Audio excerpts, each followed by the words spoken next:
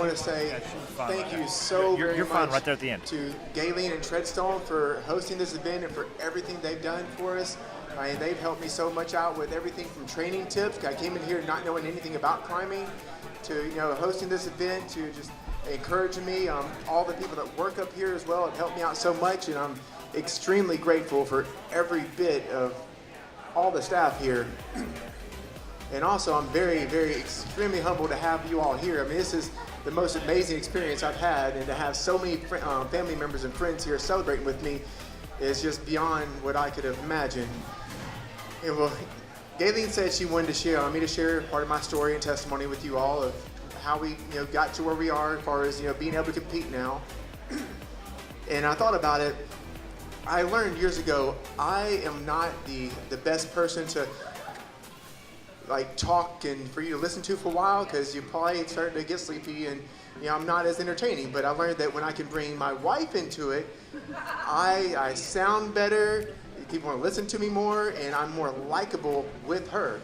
And so she had the idea, just like the shirt she had the idea for, to basically kind of interview me, which will help keep me on track, because sometimes I can be like a squirrel, and I'm over here, and then I'm over here, and I don't want to do that to you all.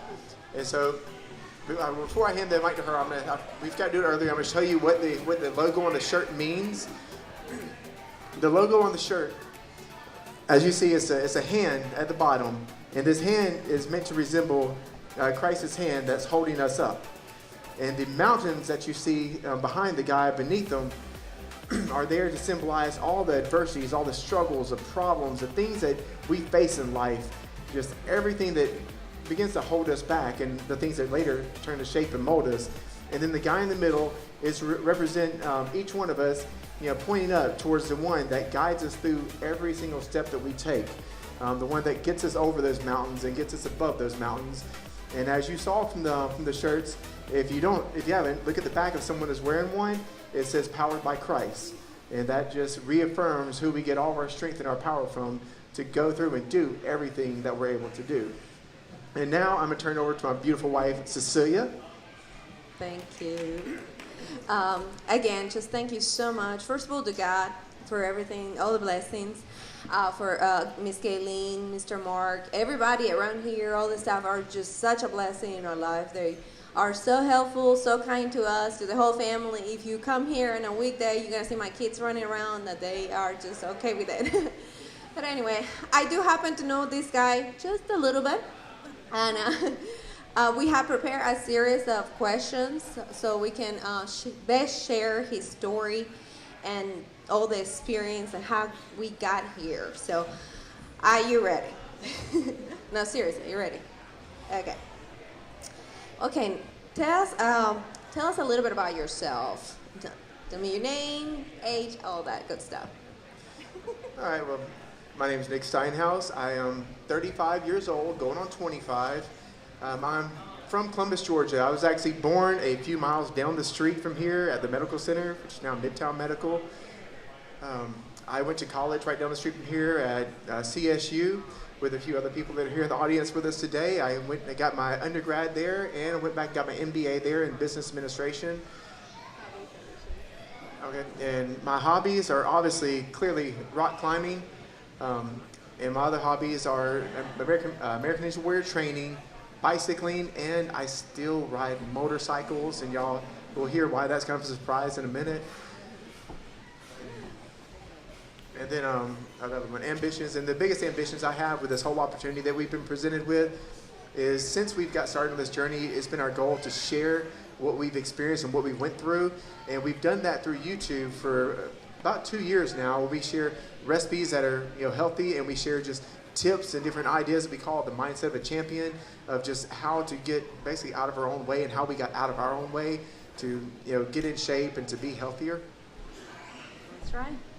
Well, let's get into the good stuff now. We understand about 10 years ago, something huge had happened in your life. We want to know about that.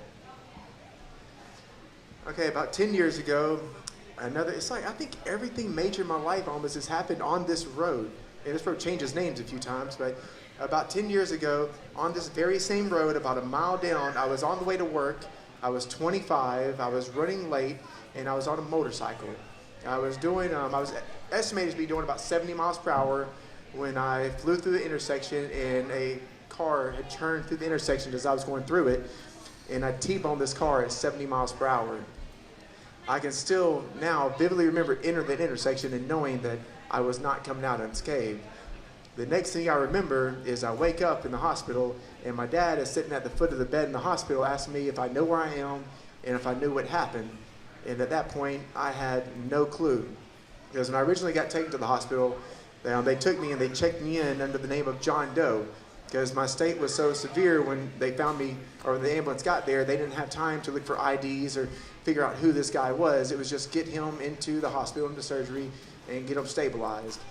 And finally, after getting me there, and they finally, looked up my name, called, found my dad's shop, called out there, and my family got there.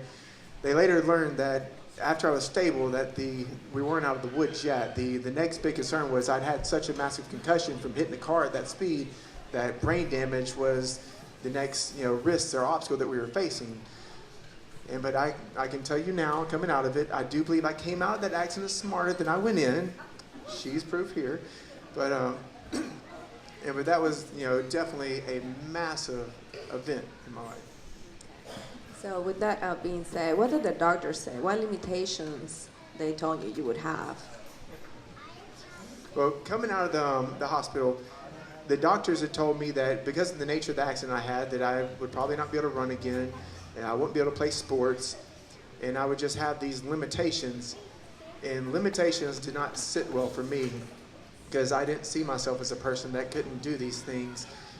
And so after getting out of the hospital, I began to, I was in a wheelchair for a while, so I was very, very humbled. I mean, I was someone who liked to do everything for myself. I didn't really like someone holding the door for me or having to hold the door, or for that matter, helping me get inside my house. My house had steps. I couldn't even get in my own house at that time by myself.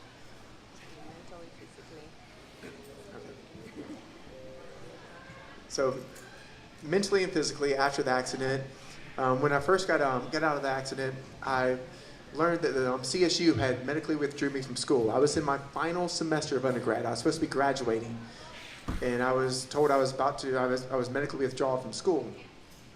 And for me, that wasn't acceptable. I had this path to graduate. I was about to be the first person in my family to graduate. And so after getting out of the hospital, I went to the school and basically argued to accept me back into school. And so eventually, after being very persistent against the school's against the school's recommendation and the doctor's recommendation, I was permitted to continue back in school. And this was a massive journey because at the time, I couldn't retain things. I could barely read. I mean, I could read the word and I could see the word says, titanium, but I couldn't tell you what I read after I read it. I just had no comprehension, and my short-term memory was gone. But the difference was I kind of woke up to see this other person inside of me, that this other person was a fighter, and this other person wasn't going to take and say, this has happened, so I'm just going to, quit, take a break. This other person said, I can do this. I have the power, the will, and the desire, and I will commit to it, and there are no other options. And so I showed back up at school. I continued studying immensely, way harder than probably anyone else in that school was at the time. I still graduated on time, as scheduled, and continued on afterwards, and even went on to grad school after that. So what do you do for recovery? Well, for recovery, like I said, I was in a wheelchair for a while, and I had broken a substantial amount of bones. I'd broken 13 bones. But after I began to get around and start to move again, I immediately started doing my own rehabilitation. Because in my head, the doctors had already limited me and said I can't do certain things. And so I started training myself. I started going to a gym, and the muscles I could work, I worked. I couldn't really work my right arm, but I worked my left arm. And I just did everything that I could do to get myself back going and to get back to where I wanted to be. Great story. So the name Titanium Ninja, how do you come up with that name? This one right here has had a lot of amazing ideas to this whole thing. And it was her idea to use the name Titanium Ninja. And the reason why we came up with that is when I had the surgeries, they put titanium down a large part of the left side of my body. I have titanium going down my left arm and my left hand, going all down my left leg. And so it just seemed fitting to be the titanium ninja. And when it came time to talk to American Ninja Warrior, they absolutely loved it. And so it's stuck from there. Yeah. Once you told me you had a conversation with someone at work that it was, you call him your mentor. Tell us a little bit about that. Well, after the accident, I was out of work for I think almost 3 or 4 months. But once I went back to work, my vice president at Aflac called me to his office, and his name was Eric Selden. And this guy happens to be a preacher outside of Aflac. And so when he called me to his office, he explained to me what had happened and the fact that going through what I went through and still being here alive, being here to share my story with you and just, being able to continue on, that he said God has some kind of huge purpose and plan in my life. And if I do not know what that plan is, I need to spend every waking moment I have finding out what that plan is so I can pursue it and follow it until I succeed with it. I love that story. All right, well, now let's move on to more recent events. Like, how did you meet your beautiful wife? All right, when I was in high school, one of my best friends was from Bolivia, and his family moved here a few years prior to her. And so when she moved here, I got to meet her day one when she moved to America. But a little side kind of funny thing about it, when she moved here, some of us guys when we're younger, we like to stretch the truth a little bit. This friend of mine had told me this was his girl from Bolivia that was moving to America to be with him. And one person here knows that guy and knows about it. And so for 6 years, she was off limits to all of us friends. And finally, one night I run into her and we're talking, and we run across that story about them. And I find out that they were acquaintances there, their families were friends. And so from that moment, I stuck to her like static cling. I started inviting her over to the house, and I was so persistent that she was either going to call the police on me, or she was just going to finally fold and come join me, which she did, obviously. Yeah, a little harassment right there. So, well, how long you been married? Number one, if you remember, and and how does having family and kids and pets and all that changes in your life? All right. Well, she actually has my rings on me right now, but I normally have 2 rings. I have my ring from Bolivia, because we've been married in Bolivia for 8 years. And then I have the ring on this hand from America, because we've been married in America for 7 years. So yes, we got married twice. And now, what was the other question? How does life? Oh, and after having kids, it began to give us a lot different perspective on the things that we did, because we began to learn that realize we have these, little people following us around that are going to emulate and do the things that we do. And we all want the most amazing life for our kids. We want them to grow up and be healthy and strong and awesome people. And so we began to realize that if we want them to do that stuff, we have to paint that picture for them. We have to be that person we want them to be. We have to take care of ourselves. So we began to work hard to, be the example we need. We began to, try to be more healthy, live better. We have raised our kids in church and taught them, how much of an impact God has been in our life and will be and is in their life. And through doing that, our kids are definitely set up for having a great life. Because, we look at our kids growing up, and it's not fair for us to want our kids to be these successful people when we've not painted that picture for them. Our kids are going to do what they see us doing. And so that's what we decided we want to try to do as best as we can. And we're all human. We all fall short of the glory, but our goal is to set the perfect example for them. So our kids have changed everything. Very true. So tell us how you began to make the changes to take you where you are now, and what is it that you changed? Okay, January 5th, 2015, I still remember the day, which is kind of ironic or weird, but I had actually watched American Ninja Warrior that night, and and while watching, I'm seeing these guys do these awesome things, and I was like, I can do that, I should do that. And I go to get ready for bed that night, and I'm standing there in my bathroom, my shirt off, and I catch a glimpse of this person looking back at me in the mirror, And that person in the mirror is not the person I have up here in my head. The person in my head is, a fit, happy, successful person. The person in the mirror looking back at me he's pretty upset. He's, depressed. He's overweight. He's not as happy as he should be. And I knew at that moment that I needed to do something to change, but I also knew my reality right then was I didn't have the discipline to go buy a gym membership, go work out 2 hours a day, completely revamp my diet and everything.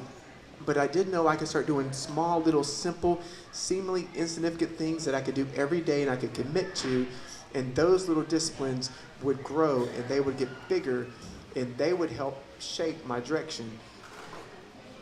And then ironically, the next day, this is on a Saturday, we go to church the next day, and our pastor announced that the church is doing a 21-day fast to start off the new year. And I'm a little competitive.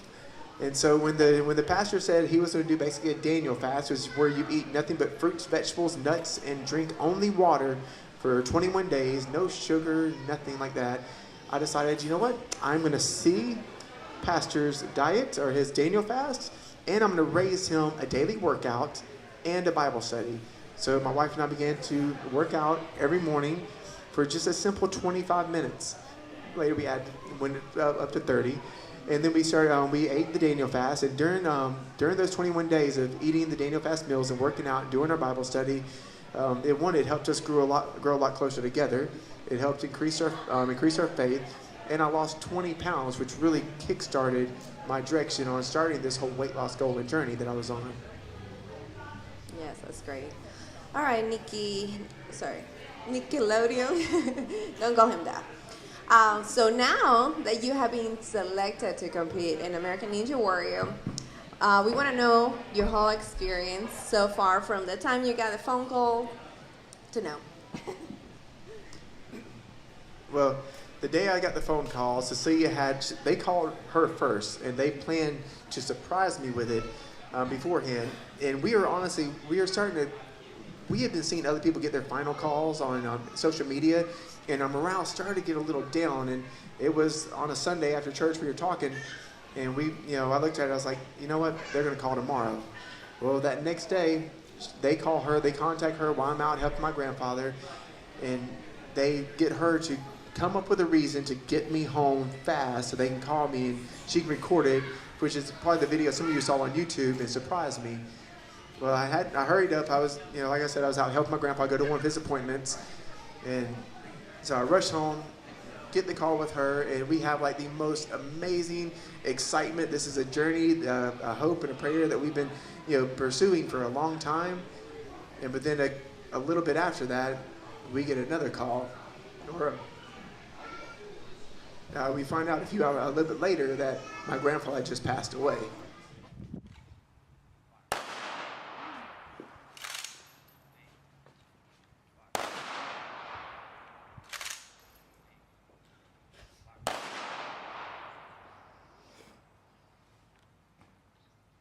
And the person I was helping get to his appointment, because he was in a very rough phase at that point, where I had to actually go over there to help to take him to his appointment, because I had to help pick him up and carry him because he couldn't walk on his own.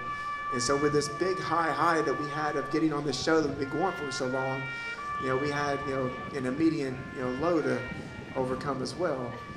And so our first week was kind of difficult with getting back going with things.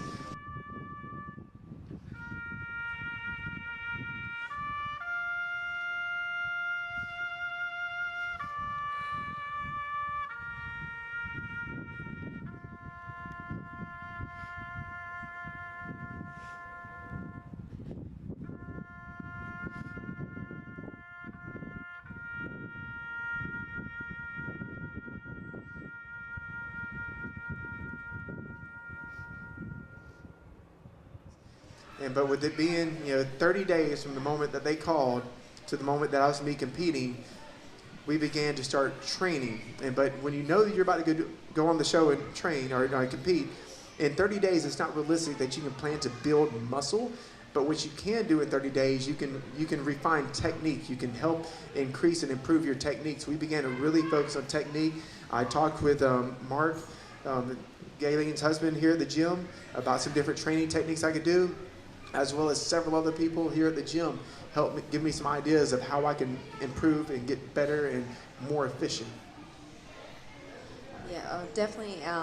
He's been a emotional roller coaster for the whole family. But now that you share some of your training, what about some of your diet? Is somebody helping you?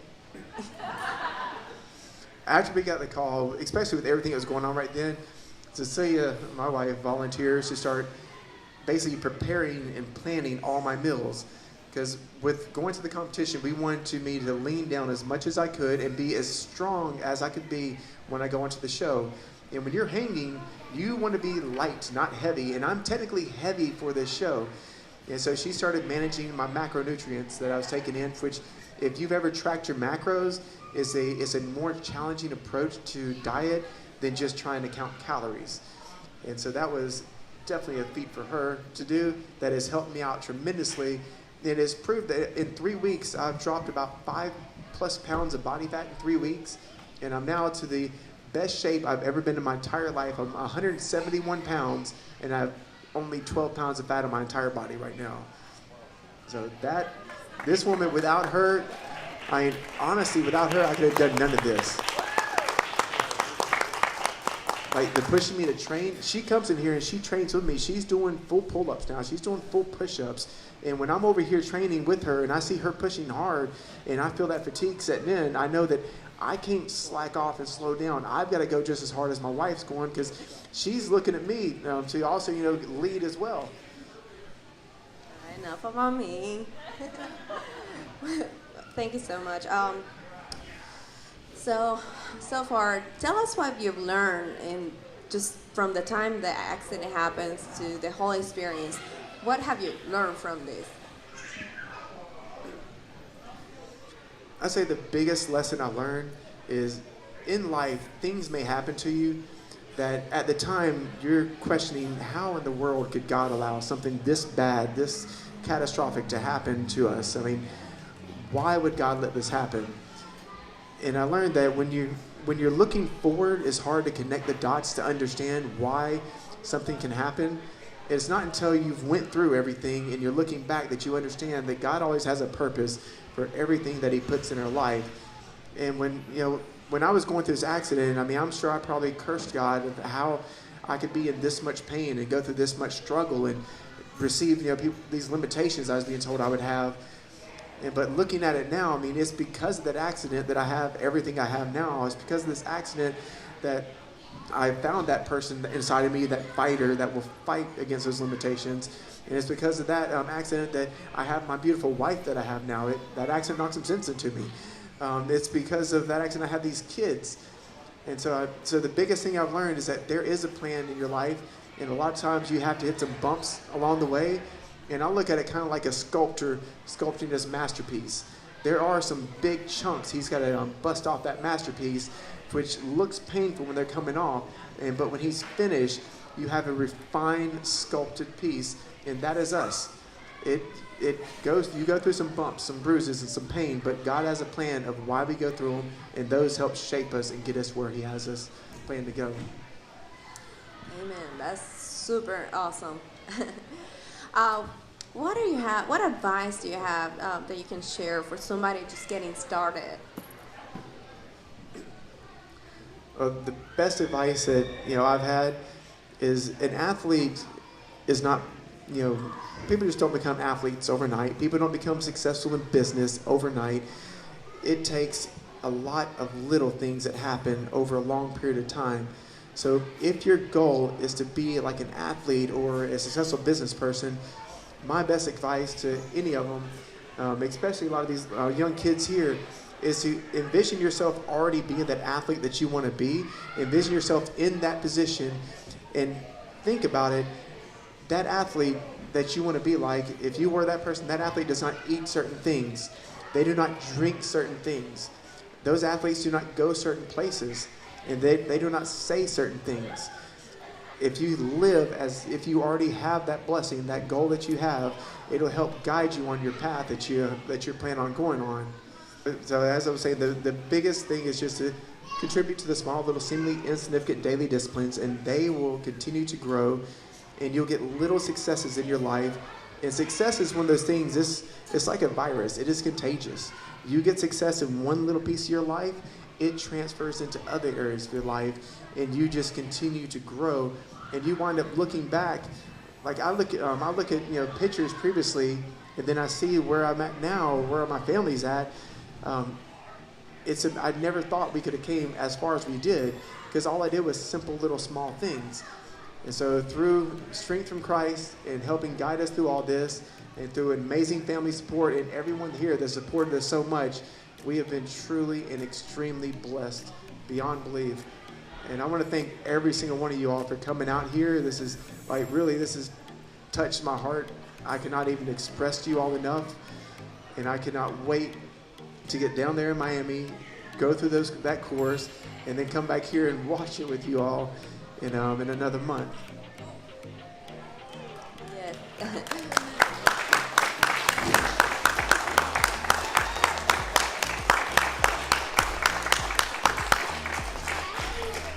Well, thank you so much for sharing, Nick.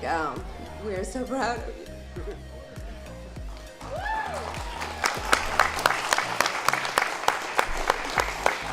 And I definitely want to give another thank you to Gayleen and Treadstone for putting all this on for us. I want to thank my friend Ivy with Silver Flame Marketing, who helped me with these shirts and helped me print them all up. And also I want to thank my wife. A lot of this is her idea. She drew this logo and had it converted over to image to be able to print on the shirt. And so, like I said, none of this would be possible without her. And I also want to thank my family. My family is here. They supported me through everything from the accident I went through to just every single piece of the puzzle that has happened over these past several years. So thank you all so extremely much. And please stick around here. Have some cake. We have a huge, amazing cake. Oh, and Ceci has something else. I'm just saying, if you have any questions or anything for him, it's all yours. For tonight only.